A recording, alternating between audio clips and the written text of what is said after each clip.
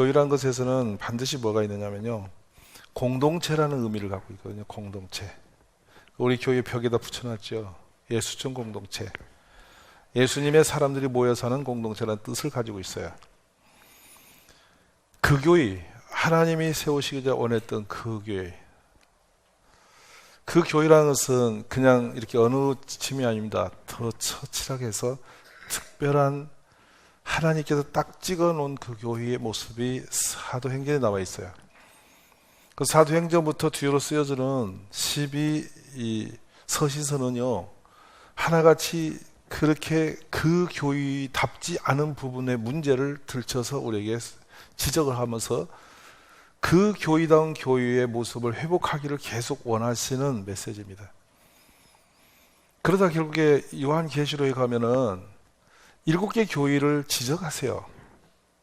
교회답지 아니한 교회들의 문제를 지적하세요.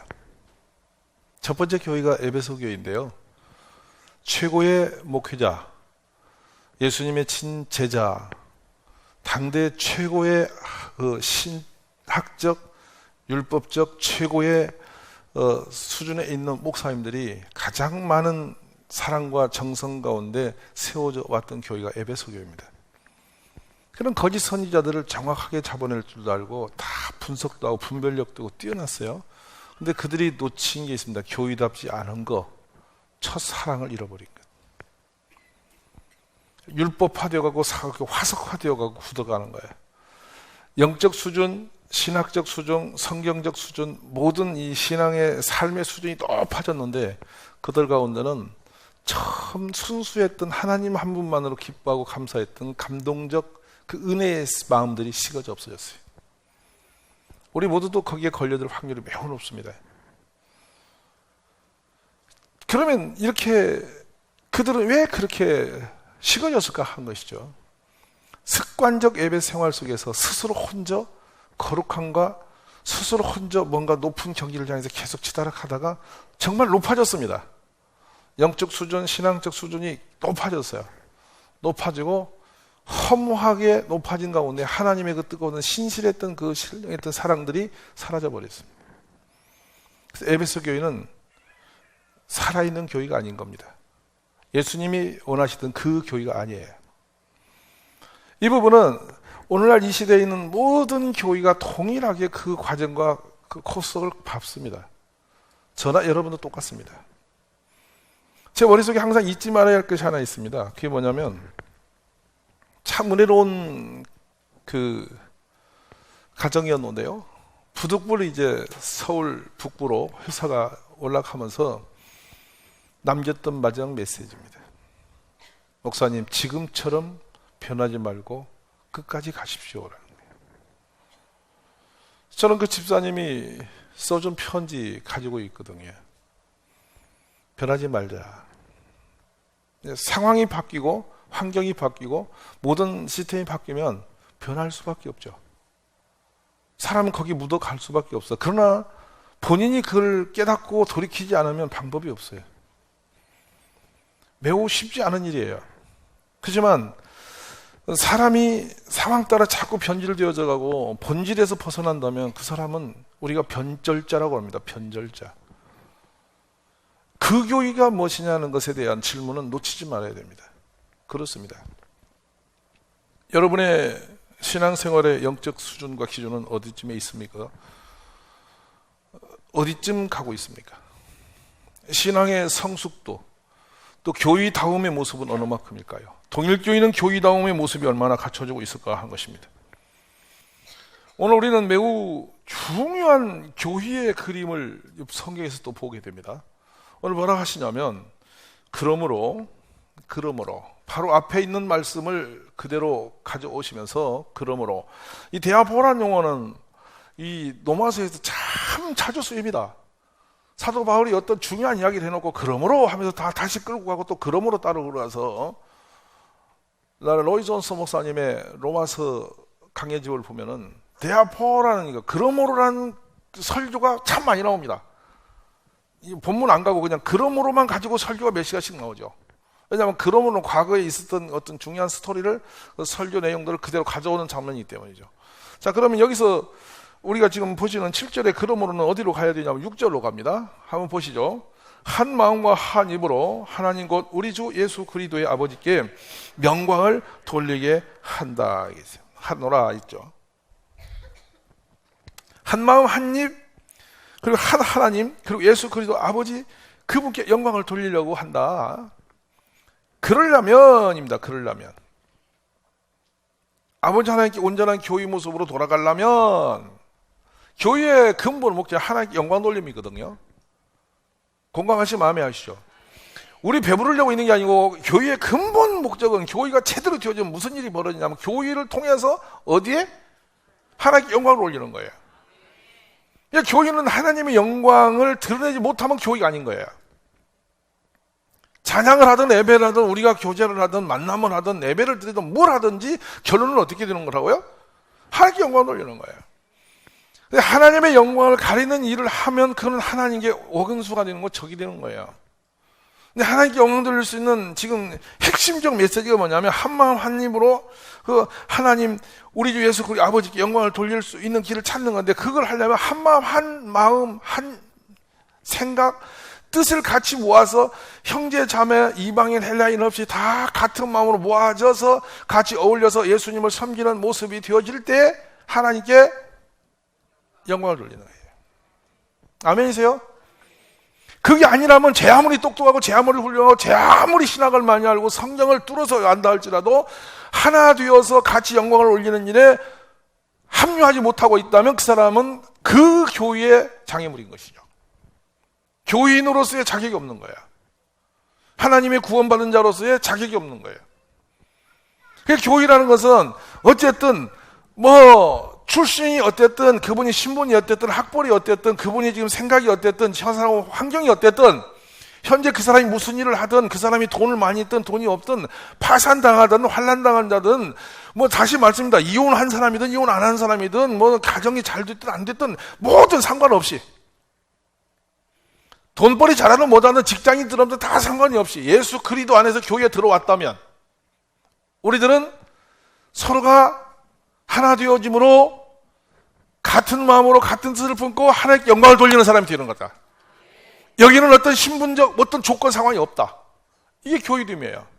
그 교회, 하나님이 원하시는 그 교회는 그거예요. 서로가 시기하고 질투하고 깎아내리고 평가하고 비방하고 수군거리고 하는 것은 교회가 아닌 거예요. 그러면 진정한 교회는 어디로 가느냐? 이 본문에서 이렇게 다시 제가 좀 쉽게 표현한다면 그러므로 예수께서 하나님께 영광을 돌리기 위해서 우리를 받아주신 것처럼 누구를 받아줬다고요? 예수님이 누구를? 우리입니다. 우리 속에 여러분 개개인이 들어있나 안 들어있나요? 여기는 특별한 사람으로 구분이 됐나요? 안 됐나요? 없어요. 그냥 전체를 하나로 본 거예요. 누구든 상관없이. 근데 예수님이 받아주셨다라는 이 용어를 들을 때 저는 깜짝 놀라는 부분이 하나 있어요, 여러분. 뭐냐면 어떤 사람을 받아들이냐면 세상 사람들은 나병 환자를 어떻게 받나 당시에 내위기 때부터 저주받아서 하늘에서 천역이 내려서 회복할 수 없는 저주의 병을 얻어서 가족으로부터도 불뒤어서 마을 먹이로 쫓겨나 버린 사람, 내침을 당한 사람, 버림을 당한 사람이에요. 자기 부모도 버린 거예요. 자기 가족도 남편도 아내도 다 버린 거예요. 그가 가까이 오면 저주가 지금 말하면 더러운 게 옮을까 봐 아주 저주스러워서 오지도 못하게 팽개쳐뿐 사람이에요. 근데 우리 예수님이 그런 분들을 받아주셨어요. 이해하세요? 그들은 가족으로부터도 버림받아 치료 방법이 없는 무서운 나병으로 얼굴이 썩어내리고 코가 문드러져 내리고 손가락이 떨어져 나가는 겁니다. 입술이 무너져 내려가는 겁니다. 그래서 이가 다 드러나는 것입니다. 음식을 먹으려면 이게 다 튀어나옵니다. 조금도 매운 것도 먹을 수도 없고 사람스럽게 살 수가 없으니까 누구 도움을 받아도 어려운 분이 저 마을 밖으로 쫓김을 당해서 차단되어 버린, 격리되어진 상태로 있어요. 버림받아 버린 거예요. 그리고 그를 보는 사람마다 가까이 오지 못하도록 모래를 던졌습니다. 모래를 던지면 어떤 일이 벌어진지 아십니까? 그 허른 상처에 모래가 박히면 이스라엘인가 고통을 말로 못하니 그거를 던져버리란, 오지 못하게 그렇게 버림받은 그들을 우리 예수님은 받아들이셨어요. 찾아가셨어요. 찾아가셨어요. 그들이 온 게 아니라 예수님이 찾아가셨어요. 세상 사람들 더럽다고 길에 앉아서 눈먼 소경 천역입니다. 얼마나 저주받으면 태어나면서 눈을 못 보는 소경으로 태어났냐. 사람들 가면서 침 뱉고 던져가는 사람입니다. 예수님은 다 가서 그 눈을 만져주시 받아들이셨습니다. 어찌 보면 율법적과 성경적 상황을 볼 때 그보다 더 더럽고 악하고 저주받은 사람 없다고 생각하는 그 사람들이었어요. 근데 예수님은 그에게 다가가셨어요. 더 놀라운 얘기를 알려드릴까요? 남자를 5이나 바꿔서 산 여자 있습니다. 수가성. 그건 더구나 사마리아에 있는 수가성. 남성들은 다 포로로 잡혀가고 여자를 만나면 이방 남자들 데려다가 씨를 퍼뜨리기 위해서 그냥 강제로 아이를 낳아서 퍼져서 있는 동네 사마리아. 그래서 그곳은 저주받아서 피가 더럽기 때문에 유대인들은 피해가는 그곳에 예수님은 찾아가셔서 그 한 여인을 기다리고 그 우물가에 앉아서 그 여인과 대화를 열고 예수님의 말을 자꾸 거절하고 팽가치는 여인을 끝까지 붙들고 그 여자를 변화시키셔서 그 여인이 찾아온 게 아니고 예수님이 그 여인을 받아들인 겁니다. 찾아가신 것입니다. 여자야, 너가 나에게 물을 좀 줄 수 있겠니? 너가 내가 누구인 줄 알았다면 오늘 내가 이렇게 하지 않을 것인데 하면서 찾아가셨습니다. 우리 성도의 길은 그렇게 사는 것입니다. 저나 여러분이 그렇게 살아야 되는 것입니다. 세상 사람이 저 더럽다고 저 추악하다고 저 가증스럽다고 욕하는 그 사람을 따뜻한 사랑의 마음으로 찾아가서 만나주는 거예요. 이게 교회입니다. 계급 신분이 중요한 게 아닙니다. 어떤 사람이든 이 세상에서 버림받고 유면당하고 소유된 사람이면 누구든지 예수님이 찾아가서 그를 따뜻하게 맞아주는 것이 우리가 가야 할 길임을 선언하고 있는 것입니다. 근데 이 본문의 끝은 뭐냐? 여러분도 우리를 예수께서 받아주신 것처럼 여러분도 서로 따뜻한 마음으로 서로를 맞아주세요. 받아주세요. 여러분, 누구를 맞아들인다는 용어를 들 때 저는 이렇게 생각합니다. 며느리를 맞아들이다. 쉽지 않은 일이었죠. 누군가를 내 삶의 영역으로 맞아들이다. 어려운 겁니다. 어려운 겁니다. 누구를 내 삶의 영역으로 받아들이는 것은 매우 어렵습니다. 그런데 내 마음으로 받아들이는 건 더 어렵죠. 그거 하나 받아들일 수 없어 부부간에도 이혼도 하는 겁니다. 같이 살아왔는데 지금 받아들일 수 없어서 나 그만 살자는 거죠. 그것이 이혼이에요. 근데 예수님 지금 뭐라고 하시냐? 그 교회가 되려면, 예수님이 원하시는 그 교회가 만들어지려면 받아들여줘야 된다는 거예요. 왜? 우리가 인격적으로 내 인간의 마음으로 받아들이는 게 아니고 예수님이 그리 하셨으므로. 이 교회는 예수님의 몸이니까. 여기는 환난당한 자나 세상에 버림당한 자나 세상에 어떠한 무서운 죄를 지은 사람이라도 교회는 예수님의 몸이니까 교회에 들어와야 되고 그들을 받아들여야 되고 인정해줘야 되고 수용해줘야 되는 곳이라는 것입니다. 교회라는 것은. 반짝반짝 빛나는 사람만 모이는 것은 교회가 아니라는 거죠. 우리의 마음들이 이제 교회를 향해서 나와 생각이 다르고 내와 토송이 잘 안 되고 내 마음대로 좀 뭔가 꺼리낌이 있고 저 사람 뭐 행동이 그렇고 인격이 그렇고 이런저런 이유를 대면서 여러분이 자꾸 사람들을 내치고 버린다면 교회 아니에요. 그건 그 교회가 아닌 거예요. 오늘 모두가 이 진리의 말씀들을 깨닫고 받아들이는 축복 있기 원합니다. 자, 그러면 그렇게 약하고 어려운 분들을 세상 사람들이 다 유면하고 싫어버린 사람을 받아들이려면 어떤 길을 가야 되고 어떤 준비를 해야 될까 하는 것입니다. 우리 예수님은 이사야서 53장 예수님의 일대기를 이렇게 그림책처럼 펼쳐놓죠. 연한 순 같은데 사람들에게 실험받으어서 실어버린 바 되어 어떻게 했냐? 사람들이 아이고 끔찍하다. 어떻게 사람이 저기서 이렇게 눈을 감고 등을 돌리고 끔찍한 것을 못 볼 걸 본 것처럼 등을 돌리고 도망치는 그분이 누구였냐면 예수님의 모습이었습니다. 우리 예수님은 그렇게 오셨습니다. 왜 그랬습니까? 우리 예수님이 그렇게 추악한 아주 그렇게 참 세상 사람들이 눈을 감고 유면할 만큼 그렇게 어려운 모습으로 와야 할 이유가 뭐였습니까? 우리 예수님 하나님이신데요. 얼마나 영광스러운 모습으로, 얼마나 멋진 모습으로, 얼마나 위험 있게 오실 수도 있으신 분이십니다. 그보다 훨씬 더 멋있게도, 더 위험스럽게도 그 지중하신 만군의 왕이 되신 예수님이 그렇게 천한 모습 오신 것은 죄악으로 더럽혀지고 썩어져 병들어진 무너진 우리들의 그 모습을 입고 이 땅에 오셔서 그렇게 사람들에게 멸시를 당하신 것입니다, 여러분. 그렇기 때문에 우리는 그러한 약한 사람들, 그렇게 힘겨운 사람들을 받아들이는 것이 진정한 그 교회라는 것이죠. 이 말씀을 여러분 새겨 깊이 들으시기를 원합니다. 빌립보 1장 27절 말씀입니다. 그렇게 되기 위해서 그 예수님이 무너져서 이 땅에 오신 것 같이 우리 교회의 모든 성도님들을 그 교회다운 교회가 되기 위해서 어떻게 되는지 아십니까? 우리들이 낮아져야 된다는 겁니다. 낮아지지 않고서는 내가 높은 데서 이리 와봐라. 너 그렇게 못났는데, 너 그렇게 형편없는데 내가 좀 도와줄까? 이런 식은 교회가 아니라는 거죠. 우리가 낮아지는 겁니다. 깨어지고 부서지는 겁니다. 완전히 무너지는 겁니다. 그래서 너희는 그리스도의 복음에 합당히 생활하라. 이는 내가 너희에게 가보나 떠나 있으나 너희가 한 마음으로 서서 한 뜻으로 복음의 신앙을 위하여 협력하는 것과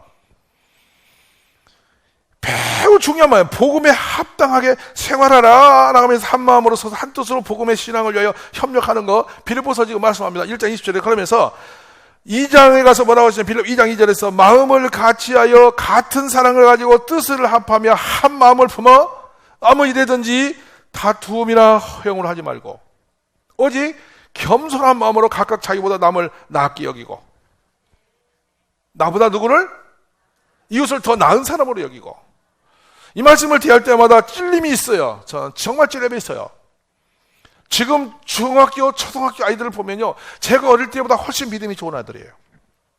지금 제가 목사의 눈으로 너 이러냐 이렇게 할 수 없는 거예요. 그때 제 모습보다는 훨씬 나은 아들이에요. 더 뛰어난 거예요. 더 믿음이 좋은 거예요. 깜짝 놀래요. 그 아이들의 피언력 하고 있는 예배 생활을 보면 너무 놀래요. 저 초등학교 때 이렇게 요즘에 아이들처럼 주일날 새벽에 찬양하겠다고 새벽에 교회 안 갔어요. 가면 큰일 날 줄 알았죠. 근데 우리 애들 오잖아요. 그러니까 애들이 나은 거예요. 나은 거라고 여러분. 우리가 100번 나은 거예요. 여기 권사님 중에 초등학교 때 새벽에 가서 찬양하면서 교회 성기문 계시면 나와봐. 나은 거예요, 걔들이. 아멘이에요? 그것을 인정하라 이 말입니다. 그거를. 그러면서 내가 낮아져야 그게 보이는 거예요. 예수님의 생명의 복음은 말이죠. 높은 곳에서는 안 보입니다. 낮아져야 보입니다, 여러분. 우리가 마음을 낮아지고 내 생각과 모든 걸 내려놓아야 보입니다, 여러분. 말은 말이죠. 내려놓기, 낮아지기 책이 엄청 많이 나왔고 많은 분이 있고 맨날 말하면 낮아지고 뭐 겸손하고 말은 잘해요. 살지를 않아서 그렇죠. 안 살아요. 오늘 우리들이 좀 낮아졌으면 좋겠습니다. 그래서 각각 자기를 돌볼 뿐 아니라 각각 다른 사람의 일을 돌보아 나의 기쁨을 충만하게 하라. 내 일을 돌보는 것은 마땅히 당연한 일이지만 남의 일을 돌보아 그를 돌보는 그 자체가 우리 예수님을 기쁘게 해드리는 일이라는 거예요. 아멘이세요? 이제 우리가 그 길이 열리기를 원합니다. 그러면서 너희 안에 이 마음을 품으라. 곧 그래도 예수의 마음이니 그는 근본 하나님의 본체시나 하나님과 동등됨을 취할 것으로 여기지 아니하셨다. 그리고 종의 형체를 가지고 사람들 같이 되셨고 사람의 모양으로 나타나 자기를 낮춰주 죽기까지 복종했으니 곧 십자가의 죽으심이라. 딱 읽고 가기는 쉬운 말씀입니다. 우리 예수님이 죽으심으로 받아들이신 겁니다. 아멘이십니까?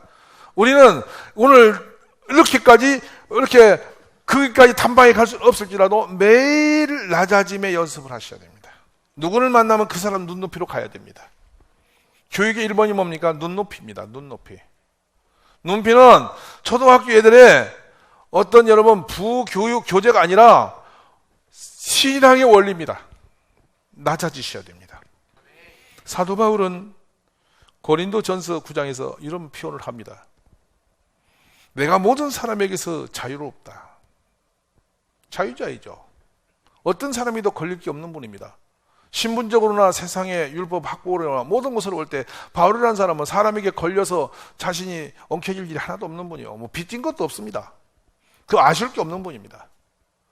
어디 가든지 그의 신분이나 지금 상황을 가지고는 당당하니 이 상류층의 길을 걸을 수 있는 분이죠. 초인류의 길을 걸어보래요. 학벌로, 족벌로, 자신의 신분으로 모든 걸 다 대도 사도 바울은 어디 가든지 머리가 되는 사람입니다. 근데 그분이 이런 표현합니다. 내가 모든 사람에게 종이 되었다. 그 이유가 더 많은 사람을 얻으려 함이었다. 한 영혼이라도 살리려고 내가 종되었는데, 유대인은 내가 유대인같이, 한건 이유는 유대인들을 얻고자 하고, 율법 아래에 있는 자들에게는 내가 율법 아래에 있지 아니하나 내가 율법 아래에 있는 사람들 같이 되었다. 그것은 율법 아래에 있는 자들을 얻고자 함이었다. 율법 없는 자에게는 내가 하나님께 율법 없는 자가 아니요 도리어 그래도 율법 아래에 있는 사람이지만은 율법 없는 자와 같이 되어졌다. 이유는 율법 없는 사람을 얻으려고 했다. 약한 자들에게 내가 약한 자와 같이 된 것은 약한 자들을 얻고자 하며 내가 여러 사람에게 여러 모습이 된 것은 아무쪼록 몇 사람이라도 구원하고자 함이었다. 아멘이십니까? 바울 사도가 왜 좋은 모습으로 돌아갔냐면 사람을 얻으려고, 영혼을 살리려고, 유대인과 유대인처럼, 헬라면 헬라인처럼 그 사람들 상대방의 모습과 형편을 따라서 내가 거기다 맞춤을 시작했다. 그래서 사람을 얻기 시작했다. 오늘 우리 이 길을 걸어갈 수 있기를 바랍니다. 종종 전도 현장에서 사람을 만날 때 그리합니다. 그분의 상황과 눈높이로 대화가 되지 않고 마음을 내려놓지 않으면 그 사람을 데려올 수가 없습니다. 잘 이해하십시오. 이건 영혼의 구원의 원리입니다. 모든 것은요, 같아야 소통이 됩니다. 같아야 통하게 돼 있어요. 이거 이해되십니까? 다른 것끼리 하면 부딪히게 되어 있어요. 근데 같아져야 받아들여요. 상대방의 상황으로 나를 갖다 맞춰야 그 상대방을 끌어낼 수 있어요. 아멘이십니까? 한번 여러분 병원 같은 데 신방을 갔다 옵시다. 말씀을 맺겠는데요. 이렇게 한번 봅시다. 얼마나 아프세요? 그렇게 아픈 겁니까? 힘드시겠습니다. 이러고 신방 갔다 와보세요. 왔다 가고요. 그 사람 생각만 해도 재수 없어요. 병상에 누워서 재수 없어요. 저게 왜 와서 속을 디비고 가? 왜 왔어? 저게 성경 끼고 왜 왔다가? 오지나 말지 이렇게 돼요. 거기 누워서. 몇 마디 말에 사람이요 상처가 돼요. 너 건강 무지다는 건강인데 너는 어쩌다 그 됐냐? 왜 아프니? 언제까지 있다 나올 거니? 무슨 감옥에 들어간 사람 끌고 내듯이 그렇게 하고 가요. 재수 없어요. 그렇게 살면 아닌 거예요. 그 교회가 아닌 거예요. 그 입장이 되는 거예요. 얼마나 힘이 든데. 난 안 아파 모르겠는데 이렇게 아플 때 모습이 얼마나 어려운지. 참 내 마음이 아프네. 이렇게 그 아픈 사람의 말을 내 마음으로 가져오는 거죠. 지난주에 설교로 마치겠습니다. 나도 너를 정죄하지 않으니 가서 다시는 죄를 범하지 마라. 그 말은요, 예수님이 하신 말씀인데요. 사실은 그 여인이 하고 싶은 말이었습니다. 나 다시는 죄 좀 안 짓고 살고 싶어요. 다시는 내가 죄 짓는 곳에 가고 싶지 않아요. 그 말을 그 여인이 하고 싶었을 거예요. 예수님이 그 여인의 모습, 영혼 속에 있는 말을 스스로 꺼내주십니다. 대신하시는 겁니다. 죄 없는 영광스러운 분이 더러운 죄인의 고백을 대신해 주신 것입니다. 그래서 그 여인은 살았고 예수님은 죽으셨어요. 아멘이세요? 예수님은 죽으셨어요. 그리고 그는 살아났어요. 오늘 이 영적 원리를 깨닫았으면 좋겠습니다. 사랑하신 여러분, 오늘 내려놓으십시오. 낮아지십시오. 누군가가 여러분 눈에 보시기에 거슬리고 뭔가 불편한 사람이 있습니까? 못마땅한 사람이 있습니까? 받아들이십시오. 그래야 교회입니다.